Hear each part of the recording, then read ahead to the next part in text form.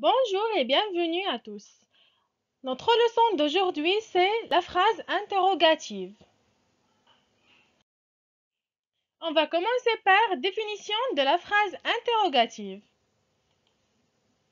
La phrase interrogative sert à poser une question. Elle commence toujours par une majuscule et se termine par un point d'interrogation, comme on le voit entre parenthèses. On va prendre un petit exemple. As-tu fini ton travail? Cette phrase est une phrase interrogative. Elle est sous forme d'une question. Elle commence par une lettre majuscule et se termine par un point d'interrogation. On va passer maintenant au type d'interrogation. On distingue deux types d'interrogation. L'interrogation totale et l'interrogation partielle. On va commencer par le premier type d'interrogation, l'interrogation totale. L'interrogation totale porte sur toute la phrase. On répond à l'interrogation totale soit par oui ou bien par non. On va prendre un exemple pour bien comprendre. La question c'est « Est-ce que tu as réveillé ton frère ?»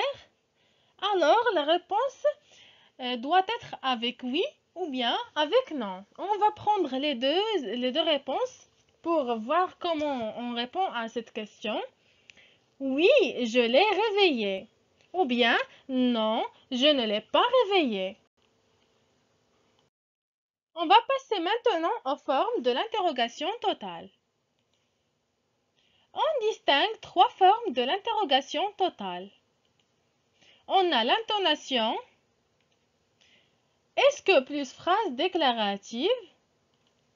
Et finalement, l'inversion de sujet. On va commencer par l'intonation. L'intonation joue un rôle important dans la phrase interrogative. Dans la forme interrogative totale, la place des mots ne varie pas de celle de la phrase déclarative, seule l'intonation qui monte. On va prendre un exemple pour mieux comprendre l'intonation. Lorsqu'on a une phrase déclarative, la phrase se prononce comme ci de suite. Tu fais tes exercices. Alors, on a une intonation descendante.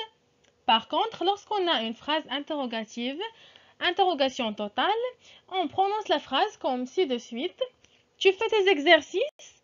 Alors, on a une intonation montante. On va passer maintenant à la deuxième forme interrogative, interrogation totale. C'est est-ce que plus phrase déclarative.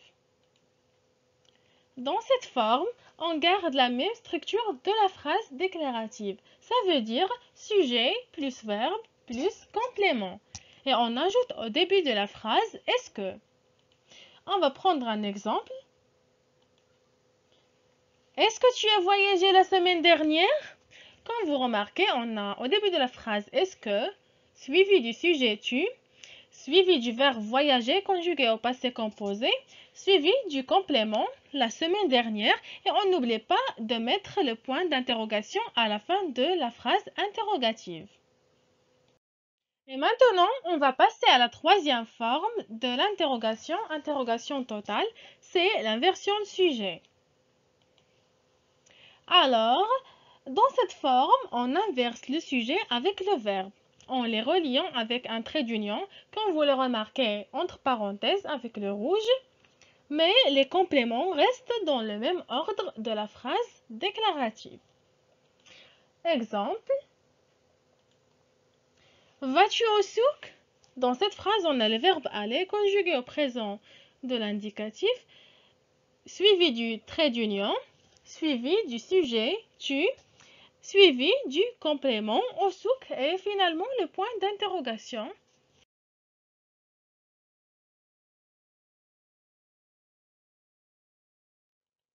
Remarque numéro 1.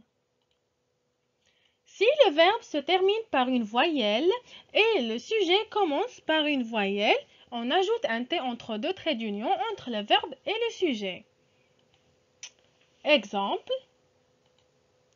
Voyage-t-il à Marrakech? Quand vous remarquez ici, on a le verbe c'est voyage. Il se termine par la voyelle E. Et le sujet c'est il commence par la voyelle I.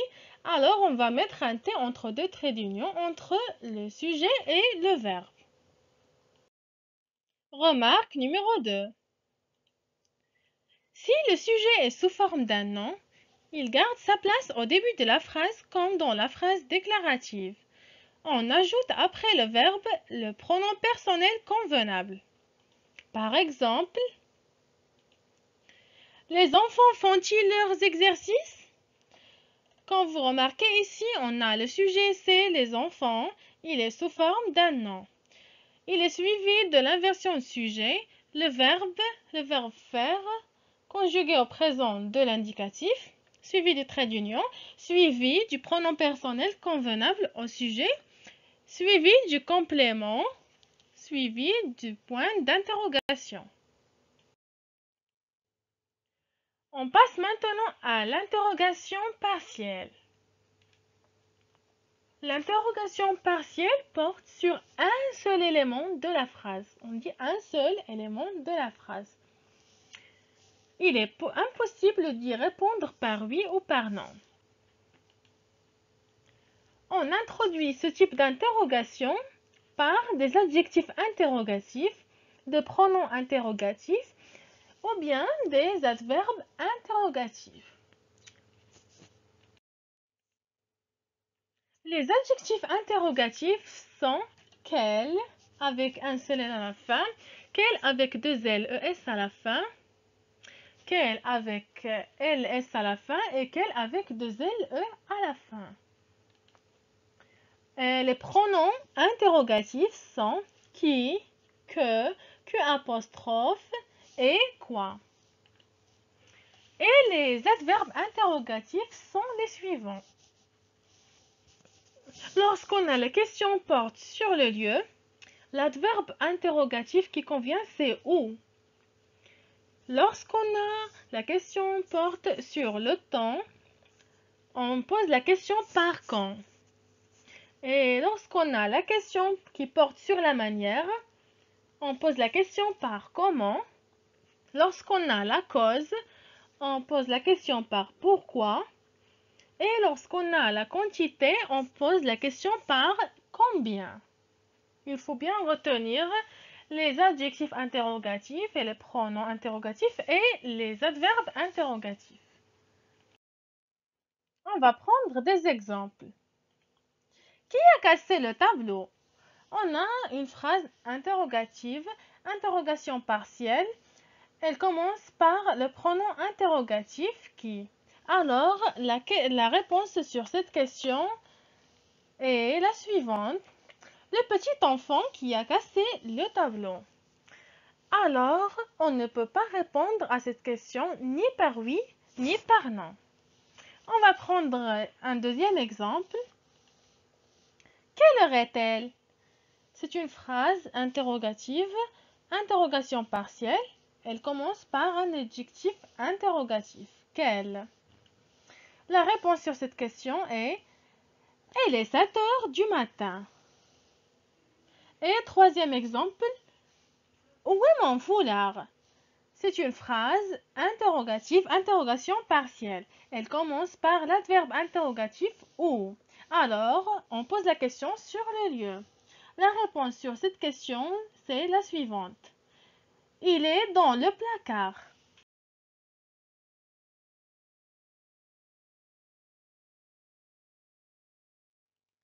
On passe maintenant à l'inversion de sujet interrogation partielle. Lorsqu'on a une interrogation qui porte sur un complément accompagné d'une préposition, celle-ci est placée directement avant le mot interrogatif. On va prendre un exemple pour mieux comprendre. Je suis partie avec Ali. Dans cette phrase déclarative, on a le complément c'est Ali. Il est accompagné par la préposition avec. Alors la question devient avec qui es-tu parti? On a la préposition placée devant le mot interrogatif qui. Remarque numéro 3. Si le sujet est sous forme d'un nom, il se place devant le verbe. On ajoute le pronom personnel convenable après le verbe. Exemple, Alice est née en 1999. On a le sujet, c'est Alice. Il est sous forme d'un nom. Alors, la question va se poser comme ci de suite. Quand Alice est-elle née? Quand vous remarquez, dans cette phrase, on a un mot interrogatif suivi du sujet qui est sous forme d'un nom, suivi de l'inversion du sujet, le verbe, suivi du pronom personnel convenable au sujet. Remarque numéro 4. Lorsqu'on a le sujet est sous forme d'un nom avec les pronoms interrogatifs que et q apostrophe, on place le sujet après le verbe et on ne le remplace pas par un pronom personnel. Cette remarque est l'exception de la remarque numéro 3. Il faut bien la retenir. Exemple. Marie veut une robe comme cadeau. Quand vous remarquez dans cette phrase, on a le sujet est sous forme d'un nom, c'est Marie. Alors, la question va se poser comme ci de suite. Que veut Marie comme cadeau?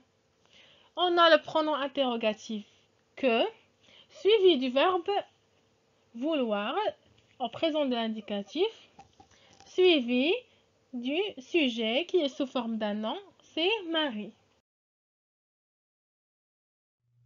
Remarque numéro 5.